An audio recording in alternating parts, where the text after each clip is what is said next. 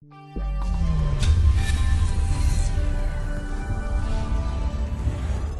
in our next section, we're going to begin our overview of Border Gateway Protocol, or BGP, and specifically talk about what is BGP, what are the use cases for it. We'll talk about what BGP is not as compared to the other protocols. So what functionality does BGP not have built into it versus the IGPs. Talk about specifically what are the use cases when it would be preferred to use an IGP versus BGP, and then what are some of the other applications that we can actually use BGP for. Now, BGP, as we know, is the Border Gateway Protocol. Specifically, it's an open standards breaks protocol, it's a path vector-based protocol, and it is an exterior gateway protocol. So of these three, specifically open standards-based, it's based on rsv5. If you open this link up here, this is going to be to the main RFC, the original specification, but of course there are a lot of addendums to this. We'll see that there's a lot of other details in the BGP spec that is outside of just the general one. And we'll go through those and talk about what are the different standards documents if you want to get more detail when we get to those individual features. For example, OSPF is a PE to CE routing protocol with MPLS L3 VPN, or using communities for the application of traffic engineering in BGP. So there's a lot of these standards documents, but this one here, 4271, this is going to be the main one that you would want to focus on, that just talks about the general design of BGP. How do you establish peers? How do you originate network layer reachability information? So this is going to be a good one to follow up with afterwards if you want to get some more detail on the actual standard of the protocol. Okay, it is also a path vector protocol, which means it uses multiple attributes in order to make its routing decision. Now, we'll see that one of the big advantages of this versus the IGPs is that in the case of BGP, it is very easy to apply a policy for traffic engineering. And this is because the attributes belong to the routes as opposed to the attributes belonging to the links. So as we saw before in things like OSPF or EHRP, if we want to change how we are routing to a particular destination, we would have to change what's the cost of the link in OSPF, or what's the delay of the link in EHRP. And by changing the link functionality, we're affecting not only one prefix, we're affecting all prefixes. So in the case of BGP, the attributes belong to the prefixes, and we have multiple attributes to choose from in order for it to actually make its decision.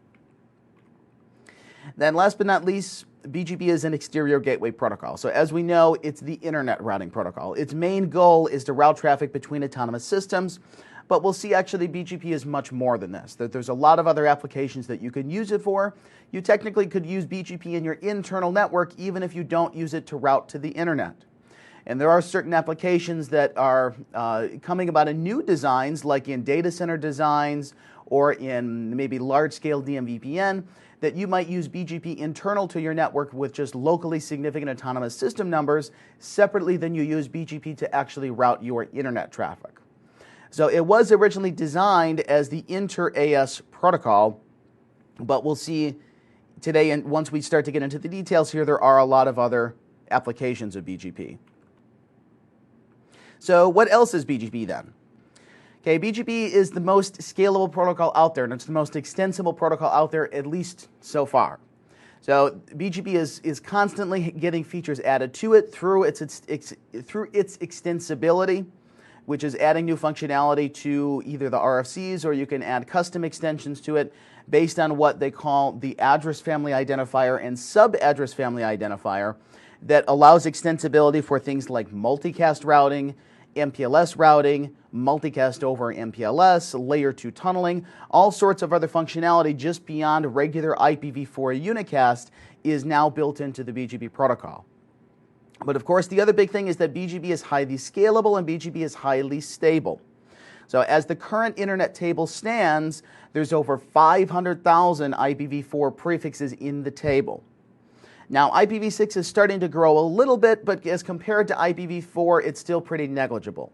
There's about 20,000 prefixes as it stands for IPv6, which is very, very small compared to the number of v4 routes. Now, if you want to see the specifics of the table, there is this website that is bgppotaroo.net.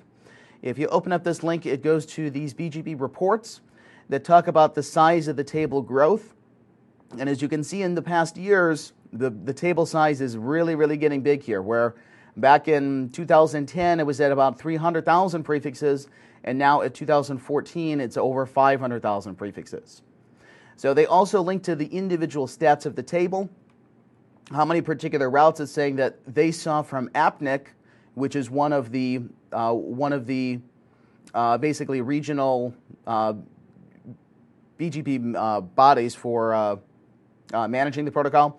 So they saw 508,000 prefixes from one of the route exchanges here in Oregon, routeviews.oregon.ix, and we're actually going to look at this today. They're currently seeing about 520,000 prefixes, where IPv6 is much lower. It's about 18,000. Now, we'll see that one of the interesting things about BGP is that when you're looking at the view of the table, it depends on where you are in the physical internet, that you might have a different view than other devices in the topology. Now, in our particular case, when we're looking at this from the lab topology, this will also be true, that we may see cases where one router is running iBGP with another, but they have different views of the topology and they're making different decisions. So it's important for us to understand in detail why BGP makes the decisions that it does. So how does the best path selection work? And then how is this going to affect how BGP advertises its prefix and then ultimately passes them down to IGP in order to actually route the traffic?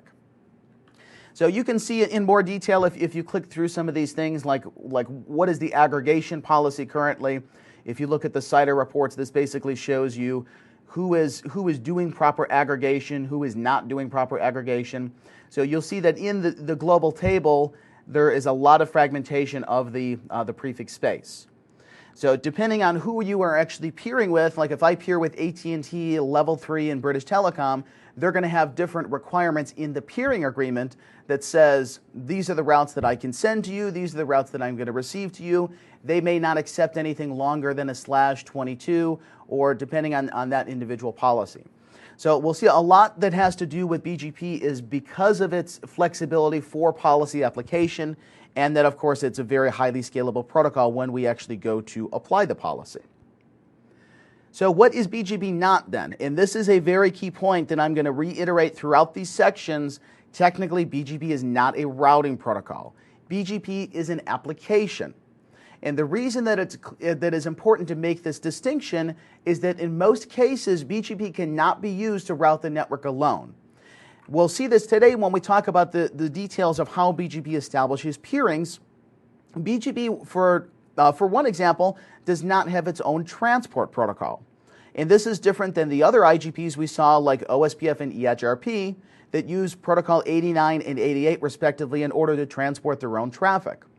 But BGP relies on IGP, specifically it relies on TCP port 179 for transport, and it also relies on IGP in order to do the route recursion process. So this means that if I advertise you a route through BGP, unless you have an underlying IGP in order to actually find the outgoing interface, you won't be able to use the prefix. So we need to make this clear separation with BGP because there are other applications that it's used for where BGP is a control plane application where we establish the peering and then we advertise the application data. So whether the application data is an IPv6 unicast route, whether it's an IPv4 multicast route, whether it's an IPv4 BGP route, there's a lot of other applications for this, but in general, BGP cannot be used for regular routing of the traffic outside of some very corner case designs where most people don't use it for that particular application. So this is really key to understand. BGP needs IGP to work for 99% of the cases. Now, one of the reasons why, when we're looking at IGP versus BGP, is that IGP in general has a visibility of the topology. So, for example, in OSPF, we run the shortest path first algorithm on the topology graph in order to come out with the shortest path tree. So this means that devices in the area, they talk about how they're connected to each other, they describe the graph, and then all of the routers can agree on what the network looks like. Now, EIGRP, even though it doesn't have visibility of the whole entire topology, it does know the details about what its connected routers are advertising to it, and then it can go through the feasibility condition to make sure that the network is loop-free. So in general, IGPs will have at least some visibility of what the topology looks like. And then when they go to make their decisions, they're going to be making these decisions based on the link level attributes, which again is a very key point because the cost belongs to the link. The cost does not belong to the prefix. Now, the reason that this is really important is that when we go to look at policy application with IGP, it's very difficult to implement. So traffic engineering in IGP is hard. When I try to change how I route traffic to destination X, it's generally going to affect also how I route traffic to destination Y. So there are some other workarounds for this, like doing tunnels, whether they be GRE or MPLS-TE tunnels, or doing policy routing, something like that. But in general, policy application is difficult to implement with IGP, and it's difficult to scale with BGP. Or excuse me, it's difficult to scale with IGP. Now, when we look at BGP, BGP generally does not have visibility of the topology, because BGP is going to use IGP as a transport in order to simply advertise the reachability information about the destinations. BGP doesn't actually make the decision of how to route the traffic. What it simply says is that I know about prefix X. If you want to get there, this is the next hop value that you should use. How to get that to that next hop value, that's up to you. You have to use some other method in order to actually do the route recursion in order to forward the traffic. So generally, BGP will not know what the network actually looks like from either a physical or logical topology point of view. It only knows who it is establishing its logical TCP sessions with. So for example, when you're web browsing to some web browser on the internet, you don't know the topology details of how the traffic is actually routed there. The only thing that you know is that you open the application, you type in the website address, and then you get to whatever the data is. Same thing is kind of true here with BGP. So we establish the TCP transport, then we can forward the application data, which is going to be the network layer reachability information. Now, the other thing with BGP is that it makes its decisions based on the individual vector attributes of the prefixes. So this is the opposite of IGP, where again, IGP has the attributes belonging to the link. In BGP, the attributes belong to the route or belong to the prefix. So this means that policy application in BGP is really easy. We could change how we route to prefix X versus prefix Y simply by saying change the local preference for X or do ASPAP prepending for Y. Then we can implement a granular policy not only globally, but also on a per peer basis. So there are cases where we may be peering in US West Coast, we may be peering in Eastern Europe, we may be peering in Asia, and I say when my traffic returns from US West Coast, I want it to route this way. But when it's returning from Eastern Europe, I want it to come in this direction. So policy application is easy because there's a lot of different attributes that BGP gives us in order to have the flexibility to change these on a per prefix basis. So this is going to be a large discussion, a large portion of our discussion here are what are the vector attributes, how does BGP make its best path selection, and then what are the different ways that we can actually influence the traffic flows. So in reality, this is going to be the main use case of BGP, is in order to influence the policy. If I have two routes to the internet and I don't care how the traffic goes, I could simply do two default routes. So just because you're connected to multiple providers doesn't mean that you have to run BGP. Typically, BGP only comes into play when you have diverse connectivity and you want to influence some sort of policy. Now, we'll see that when we actually do the policy application, it's very easy to influence how traffic leaves the network or how it egresses, but it is sometimes difficult to control how traffic returns to the network. So the difference between these two we'll see is that I always have control over how traffic leaves my network. I can try to influence you to say how my traffic should return back to me, but I don't have ultimate control over that. You have ultimate control of your outbound policy. Now, there are ways that we can attempt to do this through things like ASPAP prepending or the multi-exit discriminator or signaling BGP communities, but we'll see that sometimes when we get to the internet scale, it does become difficult in order to influence the ingress traffic or the return flows into your network. But there are different ways that we can try to work around this. So we will get into this in much more detail later, but in general, when we're applying BGP policy, outbound flows are always up to us. Inbound flows we can try to influence, but not 100% of the time is it actually going to work. The next case would be then, when do you actually want to use BGP and when do you not want to use BGP? One of the big decisions here is going to be whether you actually own your address space or not. Now, in general, the address spaces can be put into two categories. We call them PA and PI, where PA is provider aggregatable, PI is provider independent. PA means that you don't own the addresses. So, for example, I have a cable modem through Comcast. I don't buy the addresses from them to use. They just assign me through DHCP some address, which means I don't have to route BGP to them. They're advertising my prefix on behalf of me out to their upstream peers. So this also means that they control the routing policy. I don't own the addresses, so I can't tell them how to route the traffic. So in that case, typically you're just going to do a default route on the edge, send the traffic to the upstream provider, and then they're going to route it based on their BGP policy. Now, the opposite of this would be if you do own the addresses and if you do own your own BGP AS. But the thing is that you just can't say, hey, give me a /22 and I'm going to route it however I want. There's a large paperwork process basically you need to go through in order to accomplish this, in order to actually get the allocation from whoever your local jurisdiction is, whether this is ARIN or APNIC, and then to actually apply for the BGP AS number. And then once you get this, then generally you can dictate the policy of how you want to connect to the providers. Now, we'll see that once this gets to a larger scale point of view, then BGP definitely is going to be needed. So, for example, when AT&T connects to British Telecom, they're not going to do static routing. They're going to use BGP. So for any large-scale Tier 2, Tier 1 providers, they're pretty much going to use BGP for everything. And then internally, they can say, I'm going to run OSPF, or I'm going to run ISIS, or run whatever. But on the edge, I'm going to use BGP for my policy enforcement. And then internal to the network, I can route the traffic based on my underlying IGP or based on my underlying MPLS topology. Now, there are some other considerations that maybe you do own your address space and you do have your own BGP AS, but that doesn't necessarily mean that you want a full view.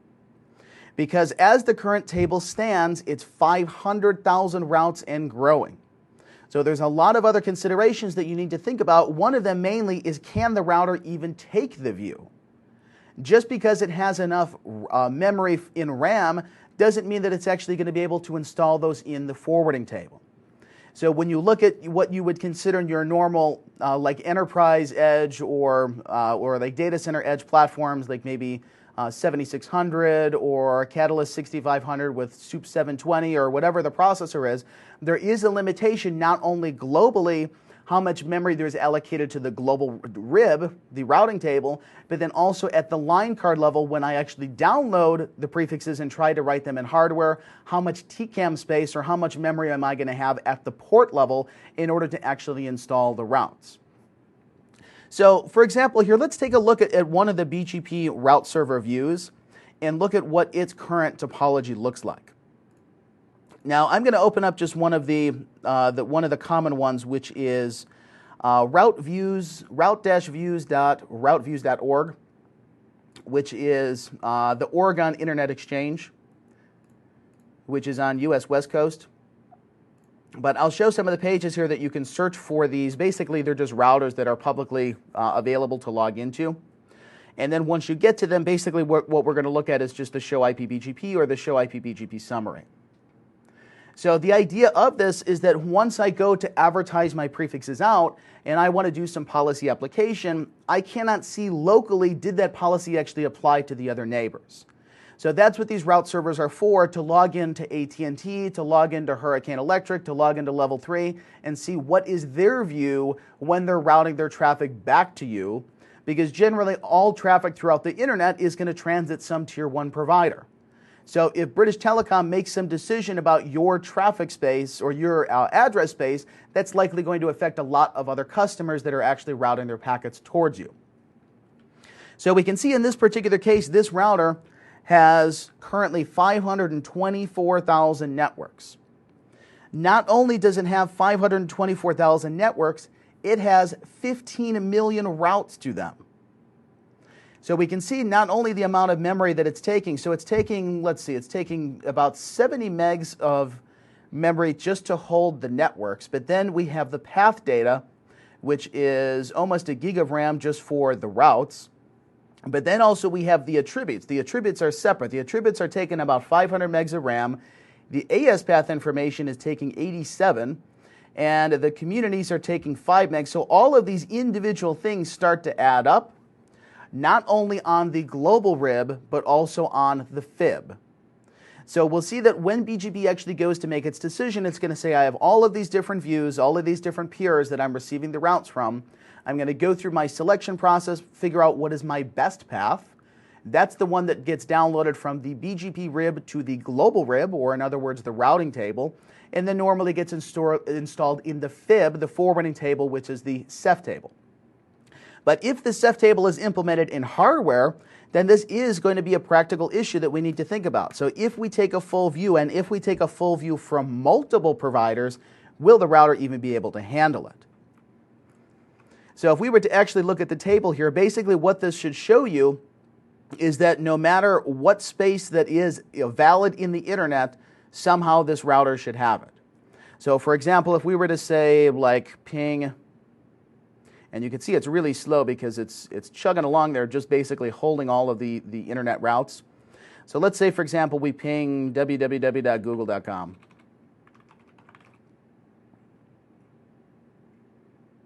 And in this case, actually, it resolved it to IPv6, which I was not expecting to happen. Let's see if we can ping. IP www.google.com.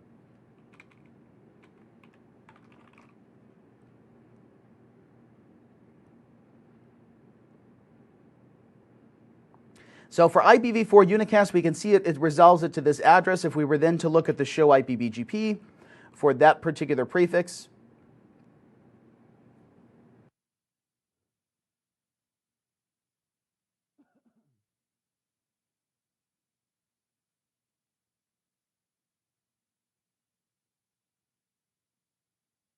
and it's taken about 5 seconds per character to type it in because this table is so big. So it says that in order to get there, I have 31 available paths. Out of 31 paths, I chose number 21 as the best path. My longest match to them is /24. And if we look down to the best path, which is path number 21, it should be listed in here somewhere, which is this one. Okay, path number 21, which is via that particular next hop. And it's learned via these particular ASs. So basically the way that we read this output in the table is that whoever the Oregon IX is, so the Internet Exchange here, they are peering with someone who owns the AS 1668. 1668 is then peering with 15169, which I would assume would be Google. And then they're advertising this particular space. So that must be the case because you can see on the right here, this is the originating AS, and then as it passes through other networks, they prepend onto the path the next autonomous system in the route. So somehow in here, based on these individual attributes, and we're going to go through these all in detail, the router says, look at the metric value of the MED of 6, look at the local preference value of 100, look at an eBGP over an iBGP route, look at the next hop value and look at my metric to the next hop value, look at the origin code to see if it was originated with a network statement or if it was redistributed. And somehow once it goes through this selection process, it says, okay, this is the best path, this is the one that we should actually install in the RIB and then ultimately install in the forwarding table. But as you can imagine, just for this particular route, it had to go through 31 different paths in order to make the decision. And this is happening over 500,000 times. So it is very control plane intensive in order to take a full view of the table. And there's a lot of cases where you don't need the full view. Because even if you do have your own AS, even if you do have your own address space, you don't necessarily need every single specific prefix to route out. It's okay to use a default out to providers. Then you could leak specific routes if you want to choose one particular path over another. And then as you advertise your own space outbound, you can apply whatever policy that you want. Because again, as we'll see as a general rule, you have ultimate control how traffic leaves your network via BGP. You can ask the other networks to influence the traffic as it returns, but it's not going to work 100% of the time. So if I do AS path prepending out to one of my peers, there's nothing to say that they cannot take that route inbound and then apply a higher local preference, which is going to override my AS path change. So we'll see that there are a lot of ways to do the policy application, and we'll talk about what are the common uses that are actually used on the internet.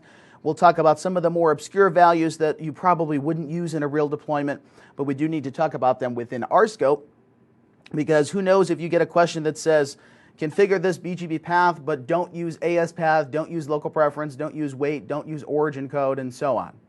So it is really important to understand the best path selection, and where you can find that is if you simply search for BGP best path selection.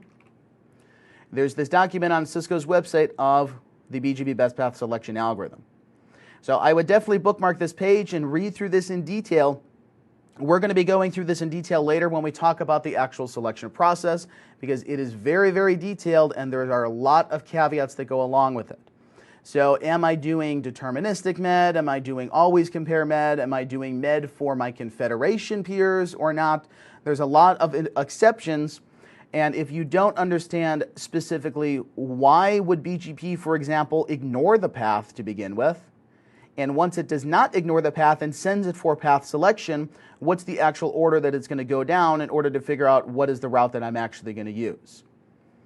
So you can see once it actually says the route is valid, it goes through a 13-step process with other side notes along the way to say, well, if you get to 10 and this is true, then you skip this step or you go in this portion of the tree. So again, this is the BGP best path selection algorithm.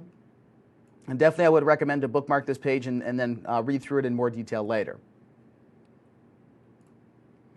Now, beyond regular internet routing, we'll see that there are other use cases that BGP can be used for. One of the main ones is going to be to scale the enterprise. So in cases where your OSPF domain starts to become too large or your EHRP starts to become too large, there are certain designs where you could use BGP in the core of the network, but then connect it to islands of IGP.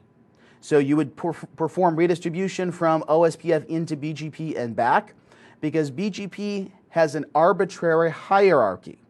And this is also another way that we can scale DMVPN. So we could use the DMVPN hubs as BGP route reflectors, learn the routes from the clients, which would be the spokes, and then reflect those routes to other DMVPN hubs or back to other spokes if we want to do specific routing.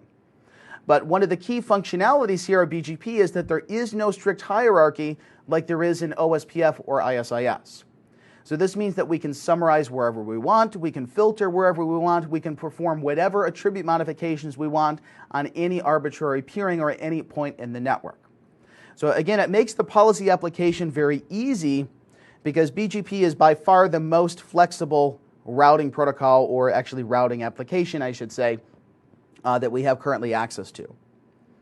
Another interesting use case for this is to scale the data center fabric.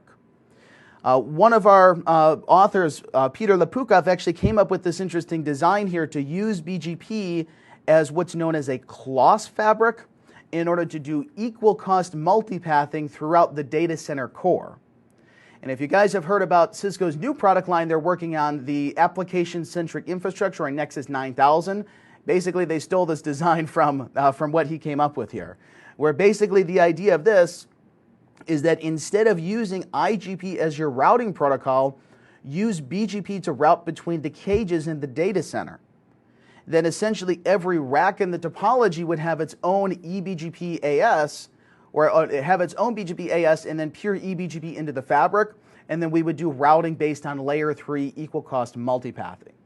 So instead of relying on something like spanning tree or something proprietary like fabric path or something that's probably not going to take off like Trill, then you can just use regular BGP routing, and if you need to do layer 2 connectivity between your virtual machines or your applications, then you could do something like VXLAN tunnels or GRB tunnels. But of course, this is going to be outside of our scope, but it's just to get you thinking that BGP means more than just internet routing.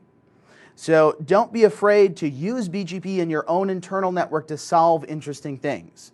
Don't be afraid to use it over DMVPN versus EIGRP or OSPF, because once we see some of the features that we can apply onto it, like dynamic BGP peers, and then how summarization, how filtering, how path selection works, once you really understand BGP, then you really understand the power that you can influence the network with BGP, because you ultimately have complete control of how the traffic is going to make its decision, or how the routing decision is going to be made. Also, some recommended readings for things that you might want to follow up on with BGP afterwards.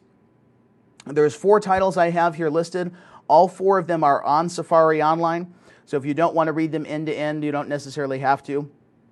This one first, Internet Routing Architectures. This is a little bit older book, but it is... Let me just go to Safari here. So if you go to Safari Books Online or safari.o'reilly.com, this one was Internet Routing Architectures, which is pretty much like the classic BGP book. This is back from 2000. But this is generally just a whole book about how Internet routing works from a high-level theory point of view, and then how they used BGP, this specifically BGP version 4, the current version, in order to influence the policy application and in order to scale the global routing table. The other one that has, I think, a little bit better, kind of an easier explanation, I would say, would be, I don't know why I can't copy that here, but the other one would be Routing TCP/IP Volume 2.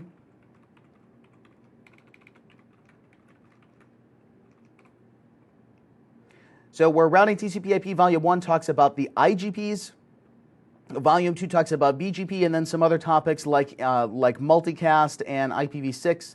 But this definitely has a really, really great section on BGP. Another one is these two together are by the same author here, which is one is Practical BGP, which is by Russ White. Russ White was the original CCDE program manager, the Cisco Certified Design Expert. And I believe his original role was like routing protocol escalation in TAC. So basically, he's a routing expert. And the other one is Optimal Routing Design, which is also by him. Optimal Routing Design. And of course, all of these, you don't need to know all of this information for the scope of the exam. But if you want to be an expert in BGP, then you have tons and tons of resources that you could look into in order to learn more about the protocol. So again, all 4 of these are on Safari, or if you prefer to buy them in printed copy, you can do that as well. They are Internet Routing Architectures, Routing TCP/IP Volume 2, Practical BGP, and Optimal Routing Design. We will also, of course, be talking about the documentation. So the technology documentation has a lot of good information on BGP, where specifically the way that we would get there is if we were to start at the main documentation site.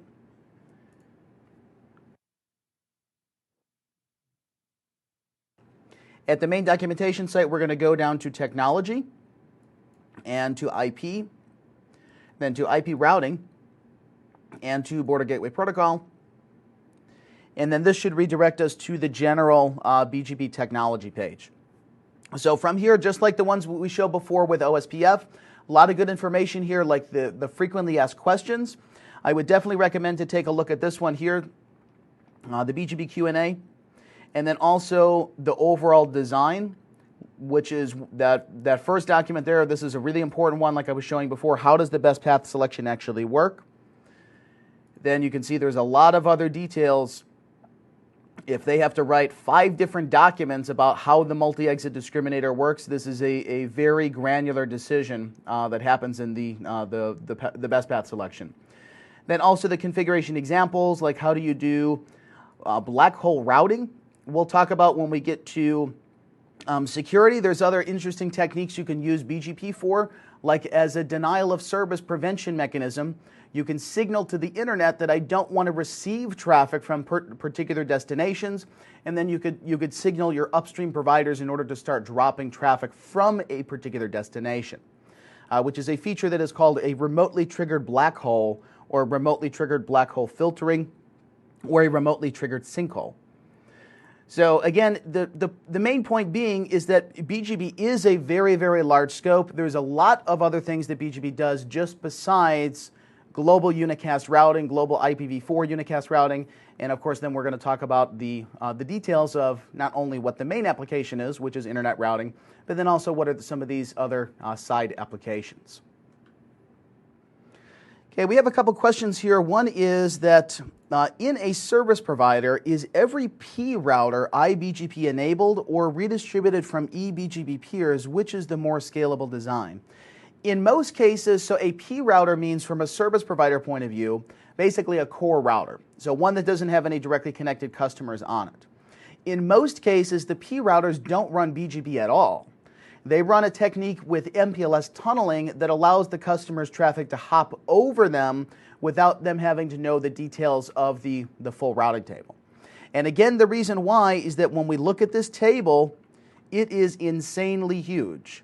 That when we show IPBGP summary, this one router has over 525,000 entries. So if you were to think about this of the core, the main goal of the service provider core is to forward as quickly as possible. If we have to make a decision on 500,000 routes every time a packet comes in, then forwarding is going to slow down.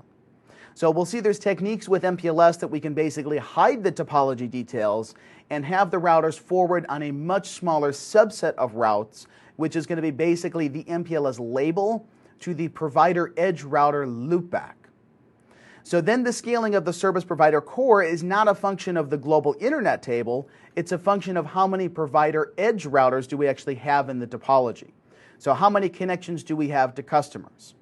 The difference being we may have hundreds or thousands of them, but we're not going to have 500,000.